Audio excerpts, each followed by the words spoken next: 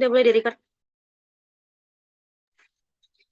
Assalamualaikum warahmatullahi wabarakatuh. Selamat pagi ya Bu Ratna dan teman-teman semuanya.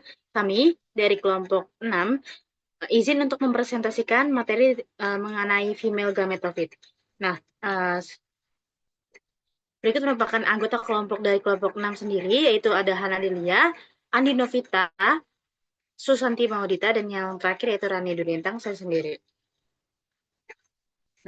Nah, sebelum memasuki materi inti, kita melakukan perkenalan dulu terhadap materi tentang gametofit female gitu atau gametofit betina. Nah, dalam siklus hidup tumbuhan, khususnya pada tumbuhan berbunga atau angiospermae, terdapat proses yang disebut sebagai pergiliran keturunan, yang mana pergiliran keturunan ini dibagi menjadi dua fase, yaitu ada fase sporofit yang bersifat diploid dan juga fase gametofit yang bersifat haploid. Nah, pada fase sporofit ini, tumbuhan akan menghasilkan spora melalui proses pembelahan meiosis yang ada di dalam organ reproduktifnya. Nah, spora tersebut itu akan berkembang menjadi haploid yang berfungsi untuk menghasilkan sel kelamin atau gamet. Nah, pada angiospermae, sporofit akan menghasilkan dua jenis spora, yaitu mikrospora dan juga megaspora. Nah, mikrospora ini nantinya akan berkembang menjadi gametofit jantan atau butir serbuk sari atau pollen grain, yang mana kalau misalkan megaspora itu nantinya akan berkembang menjadi gametofit betina atau kantung embrio atau yang biasa disebut dengan embrio sac. Nah, dengan demikian bahwa proses pembentukan gamet betina pada tumbuhan itu melibatkan dua tahapan penting, yaitu megasporogenesis, yaitu pembentukan megaspora dari sel induk megaspora atau megaspore mother cell atau MMC, serta megagametogenesis, yaitu perkembangan megaspora fungsional menjadi female gametofit atau kantung embrio yang matang. Nah, secara definisi, apa sih female gametophyte? Nah, female gametophyte atau kantung embrio merupakan fase haploid pada tumbuhan berbunga yang terbentuk di dalam ovul atau bakal biji. Nah, struktur ini memiliki fungsi utama untuk menghasilkan sel telur atau ovum yang akan mengalami pembuahan oleh sel sperma selama proses fertilisasi. Nah, selain itu, female gametophyte ini juga berperan penting dalam pembentukan jaringan endosperm yang nantinya menjadi cadangan makanan bagi embrio setelah pembuahan terjadi. Nah, struktur dari ovul ini ovul merupakan struktur reproduktif betina pada tumbuhan berbiji atau spermatofita yang berfungsi sebagai megasporangium, yaitu sebagai tempat terbentuknya megaspora dan juga perkembangan gametofit betina atau embrio sac. Nah, setelah terjadi fertilisasi, ovul akan mengalami perubahan dan berkembang menjadi biji atau seed yang berisi embrio, cadangan makanan, dan juga pelindung. Nah, struktur dari ovul ini tersusun atas beberapa bagian penting dengan fungsi-fungsinya gitu. Yang pertama itu ada salaza, yang mana merupakan bagian dasar dari ovul yang menjadi titik pertemuan antara nucellus dan juga integumen, yang serta berposisi berlawanan dengan mikrofile. Nah, yang kedua yaitu nucellus, yang mana nucellus merupakan jaringan padat yang terdapat di bagian dalam ovul dan juga berfungsi menyediakan nutrisi bagi kantong embrio selama perkembangan. Yang ketiga yaitu integumen, yang mana merupakan satu atau dua lapisan pelindung yang menyelimuti nucellus dan nantinya akan berkembang menjadi kulit biji atau testa. Nah, yang selanjutnya ada mikropile, merupakan celah kecil yang ada di ujung ovul yang berfungsi sebagai jalur masuknya serbuk sari saat proses fertilisasi itu berlangsung. Nah, selanjutnya ada funiculus yang mana merupakan tangkai kecil yang menghubungkan ovul dengan plasenta pada dinding ovarium. Sedangkan embrio sac atau kantong embrio yang ada di dalamnya berisi bagian sel penting seperti sel telur atau egg cell. Nah, sinergit ini terdapat dua, yang mana dia itu membantu mengarahkan tabung serbuk sari ke arah oosfer. Tiga antopodial sel ini akan berperan untuk memberikan nutrisi tambahan gitu, serta central cell yang mengandung dua inti polar yang nanti akan berfungsi ke sperma hingga membentuk inti di endosperm sekunder. Nah, boleh next. Ini merupakan jenis-jenis ovul berdasarkan posisi dan juga bentuknya gitu. Nah, ada beberapa tipe, ada yang pertama itu orthropus, yang mana bentuknya itu ovul dengan bentuk lurus, di mana mikrofila itu sejajar dengan salaza dan funiculus. Nah, yang kedua itu ada Tropus, yang mana dia itu bentuknya terbalik. Mikrofilenya itu dekat dengan folikulus atau tipe paling umum yang ada pada Angiospermae. Terus yang ketiga itu Camilotropus, itu dia memiliki bentuk sedikit melengkung. Nah, sedangkan Amitropus itu melengkung, bentuknya itu eh, seperti tapal kuda gitu. Nah, yang selanjutnya ada Hemianthropus, dia itu ovul yang setengah terbalik. Nah, yang selanjutnya yang paling terakhir yaitu Circinotropus, yang mana dia itu ovulnya itu melingkar penuh pada tangkainya gitu. Nah, selanjutnya ada tipe-tipe ovul berdasarkan dari ketebalan jaringan nucleusnya. Ada yaitu tipe tenuate nucellate, yaitu dengan lapisan nucellus yang tipis karena sel sporogeniknya itu terletak langsung di bawah epidermis. Nah, selanjutnya yang kedua ada racinosulate, yang mana nucleusnya itu tebal, sel sporogeniknya tertanam di dalam jaringan nucellus.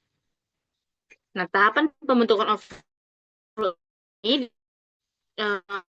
bermula sebagai primordium pada kelas yang tadi dalam ovarium bunga, yang kemudian pertumbuhan ini nantinya akan disebabkan oleh aktivitas sel merismatik sehingga membentuk tonjolan kecil berupa massa jaringan nucellus. Nah, dari jaringan dasar nucellus ini akan terbentuk dua lapisan pelindung yang disebut nantinya ada integumen. Yang pertama ada inner integumen yang ada di dalam epidermis.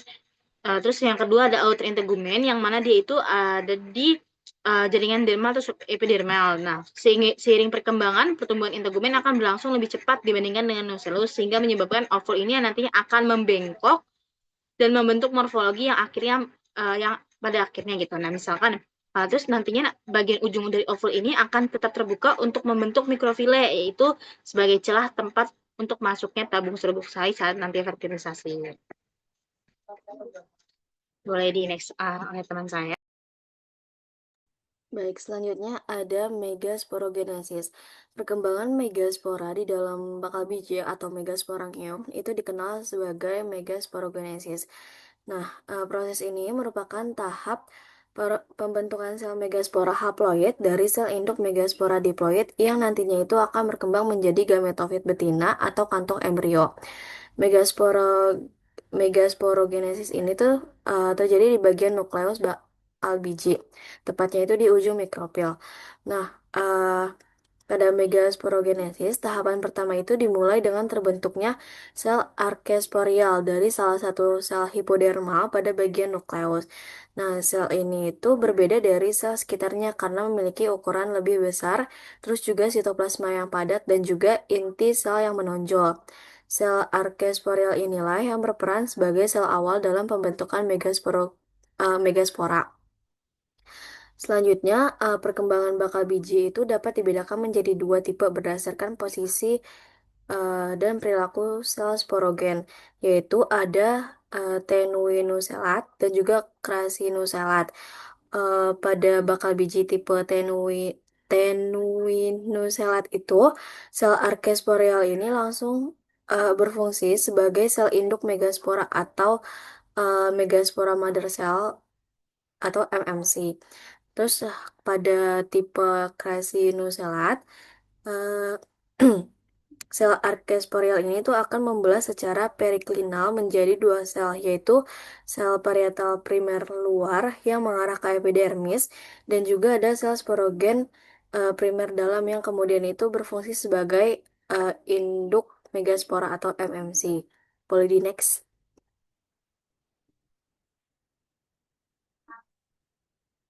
Nah, selanjutnya ada pembentukan megaspora, yaitu melalui meiosis.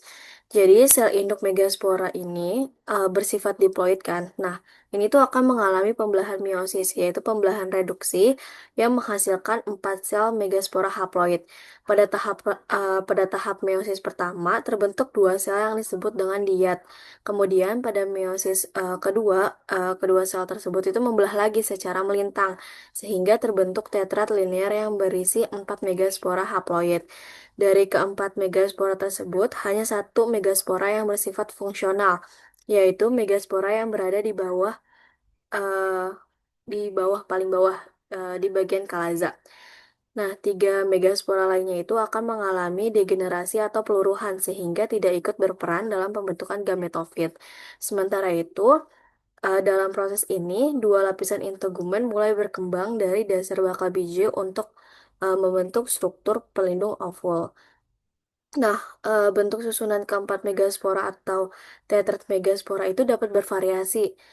Susunan yang paling umum itu adalah linear, namun dalam beberapa kasus dapat berbentuk T, terus juga ada isobilateral atau tetrahedral. Tetrahedral. Nah, eh, misalnya bentuk T itu terjadi akibat pembelahan vertikal pada sel diet mikrofil dan pembelahan melintang pada sel diet kalaza. Tahap akhir dari proses ini adalah pembentukan megaspora fungsional yang kemudian akan mengalami serangkaian pembelahan inti untuk membentuk gametofit betina atau kantong embrio. Nah, dengan demikian, megasporogenesis ini menjadi langkah awal penting dalam siklus reproduksi tumbuhan angiospermae yang mengantarkan pada pembentukan sel telur dan akhirnya itu proses pembuahan. Boleh next.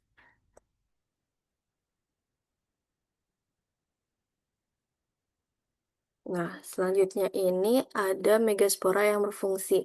Jadi setelah proses megasporogenesis ini menghasilkan 4 sel megaspora haploid kan. Nah, hanya 1 megaspora yang akan bertahan dan berfungsi membentuk gametofit betina. Sedangkan 3 lainnya itu mengalami degenerasi. Megaspora yang berfungsi inilah yang akan melanjutkan proses perkembangan menjadi kantung embrio. Nah, dalam proses ini eh angiosperma itu menunjukkan 3 pola utama, yaitu ada yaitu ada monosporik, bisporik, dan juga tetrasporik. Nah, ketiga pola ini tuh dibedakan berdasarkan ada tidaknya pembentukan dinding sel setelah pembelahan meiosis yang menentukan jumlah inti haploid yang berperan dalam pembentukan gametofit betina.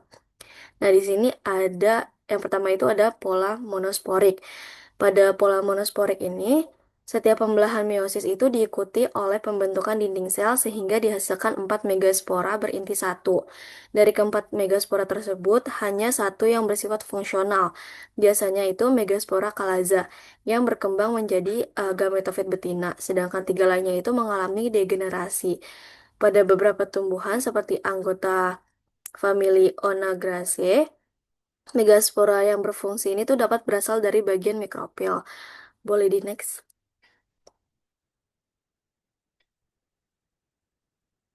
Nah, selanjutnya yang kedua itu ada pola bisporik. Pada pola bisporik ini ditandai dengan terbentuknya dinding sel hanya setelah meiosis pertama, tidak setelah meiosis kedua. Akibatnya terbentuk 2 sel diet yang masing-masing mengandung 2 inti haploid. Salah satu sel diet ini itu akan berperan dalam pembentukan gametofit betina, sedangkan sel lainnya itu akan mengalami degenerasi. Lalu yang ketiga itu ada pola tetrasporik.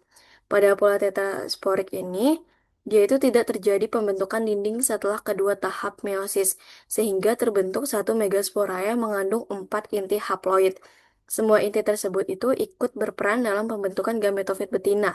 Dengan demikian, dari ketiga pola tersebut, megaspora fungsional itu dapat mengandung 1 inti, yaitu tadi monosporik, terus 2 inti itu bisporik, terus 4 inti itu tetrasporik.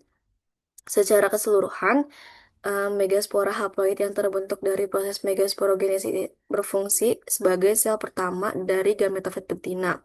Nah, proses perkembangan gametofit betina ini berlangsung secara endosporik, yaitu terjadi di dalam megaspora itu sendiri, hingga akhirnya terbentuk kantung embrio yang matang sebagai tempat terjadinya pembuahan. Boleh di next.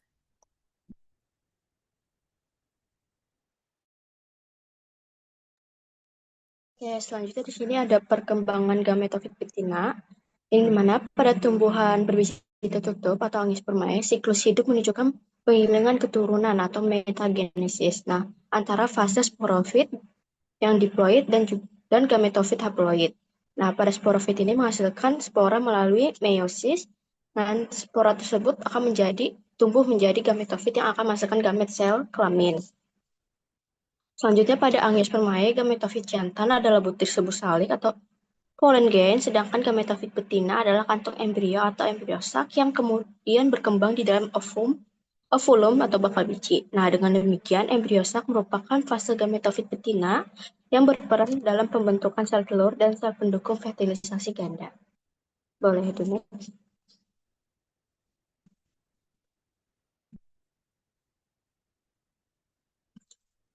Di sini ada fase megagametosis atau perkembangan kantung embrio. Nah, pada tahapan ini merupakan inti dari pembentukan gametofit betina.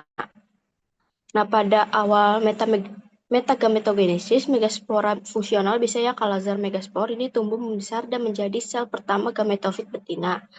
Yang intinya yang haploid kemudian membelah mitosis sebanyak 3 kali berturut-turut tanpa disertai pembentukan ini sel dan menghasilkan 8 inti haploid dalam satu sitoplasma. Nah, setelah pembelahan, hasilnya itu ada 3 inti di ujung mikropilar yang membentuk aparatus telur yang terdiri atas satu sel egg di tengah dan 2 sel sinergid dan di sisinya membantu mengarahkan sel serbuk sari ke arah sel telur pembuahan. Dan juga ada 3 inti di ujung kalazar yang mana membentuk 3 sel antipoda, yang mana sel antipoda ini berperan dalam nutrisi dan metabolisme awal kantung embrio. Dan yang terakhir ada 2 inti di tengah yang mana disebut inti polar atau polar nuklei yang kemudian bersatu membentuk inti sekunder yang bersifat diploid. Nah, inti sekunder ini kelak akan berfungsi dengan satu sel sperma membentuk endosperma triploid selama pembuahan ganda. Boleh di next.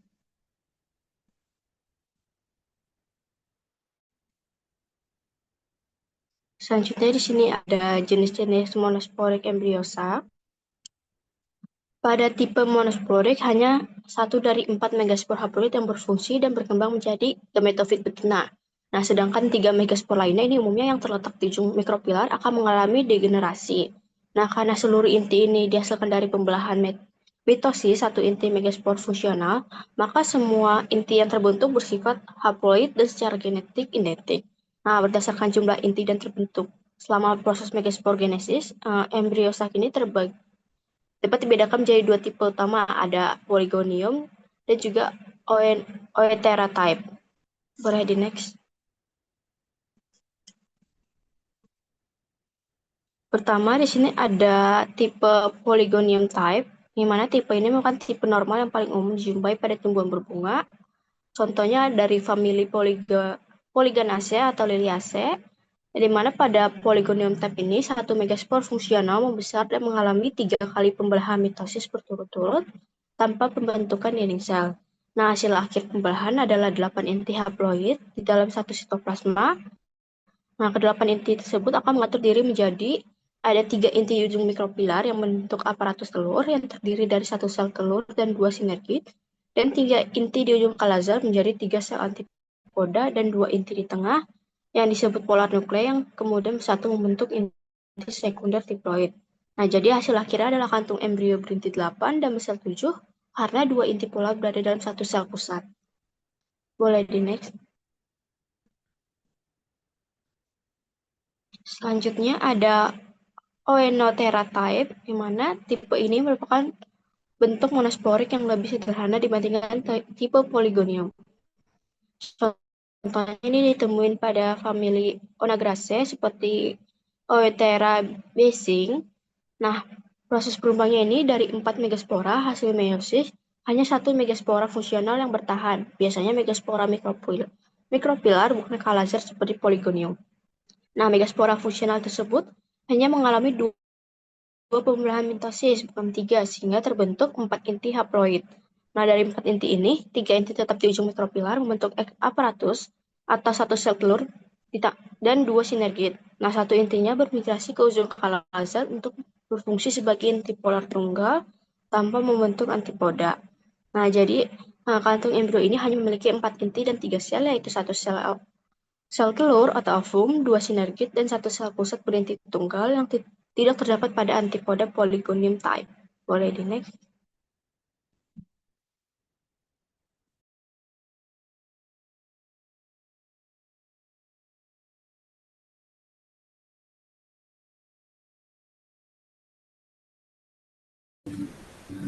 Selanjutnya adalah perbandingan tipe bisporik dan juga tetrasporik. Boleh langsung di next saja.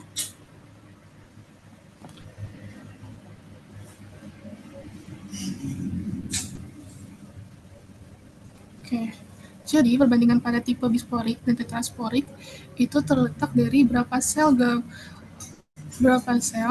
gametofit. Jadi perbedaan dari bisporik dan juga tetrasporik itu terletak di berapa sel megaspora yang terlibat dalam pembentukan gametofit. Nah, jadi kalau di bisporik dia melibatkan dua sel megaspora untuk pembentukan gametofit betinanya. Sedangkan kalau di tetrasporik itu melibatkan 4 sel megaspora dalam pembentukan inti gametofitnya. Jadi letak perbedaannya di sana. Oke. Nah, boleh di next.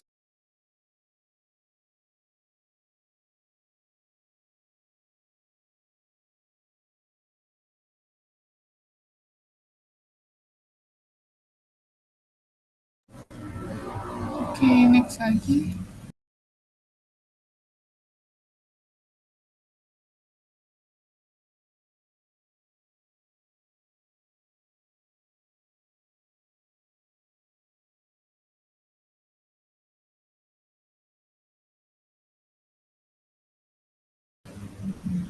Jadi menurut Oke, jadi berikut ini adalah perbandingan kantung embrio baik monosporik, bisporik, dan juga tetrasporik. Jadi intinya adalah dari banyaknya terlibat sel megaspora dalam pembentukan inti gametofit. Nah, kalau monosporik dia hanya melibatkan satu sel megaspora. Nah, pada meiosis 2 sebenarnya dia terbentuk menjadi 4 sel megaspora. Nah, tetapi hanya satu sel megaspora yang bertahan yaitu di bagian kalazal. Sedangkan sisa 3 selnya itu akan mengalami degenerasi. Nah, satu sel ini nantinya akan mengalami di pembelahan mitosis 1 akan membelah menjadi 2 inti sel. Lalu selanjutnya pada mitosis 2, 3, dan juga seterusnya sampai mitosis 3 akan membelah lagi menjadi 8 inti sel. Nah, di sini kenapa hanya inti selnya aja membelah? Karena terjadinya pembelahan sitokinesis yang tidak sempurna. Jadi hanya inti selnya aja yang membelah, sedangkan dinding selnya tidak terbentuk. Lalu perbedaannya antara monosporik, bisporik, dan juga tetrasporik selain dari sel megaspora yang terlibat, juga dari dinding sel yang bisa kita lihat. Jadi kalau misalkan monosporik, dia di setiap sel megasporanya itu ada pembatasnya, ada dinding selnya. Jadi pada pembelahan meiosis 2 itu terbentuk dinding sel. Nah, tapi sedangkan di bisporik, dia hanya terbentuk dinding sel di meiosis pertama, dan meiosis kedua dia tidak mengalami pembentukan dinding sel. Lalu dengan tetrasporik itu dia tidak terjadi pembentukan dinding sel sama sekali. Jadi hanya inti selnya aja yang membelah menjadi 4 sel megaspora.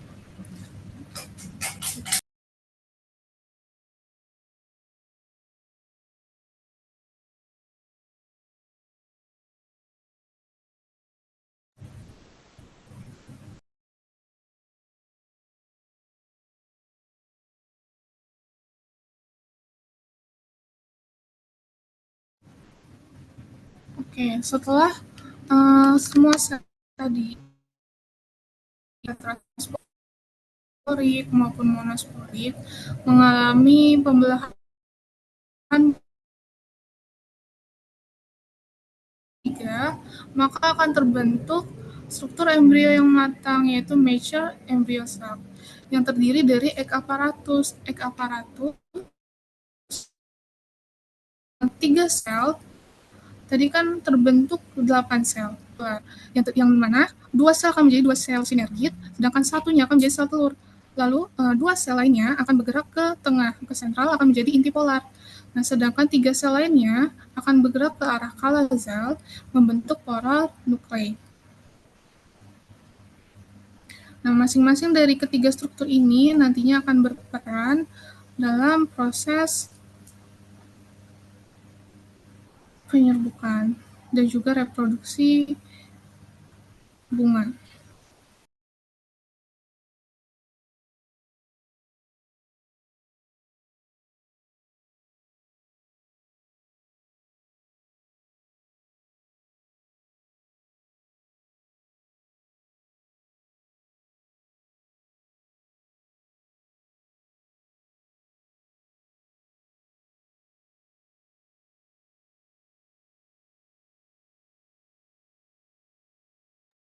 Baik, karena sudah di akhir dari presentasi pada hari ini, kami dari kelompok 6 izin untuk menutup presentasi pada hari ini. Kurang lebihnya mohon maaf. Wassalamualaikum warahmatullahi wabarakatuh.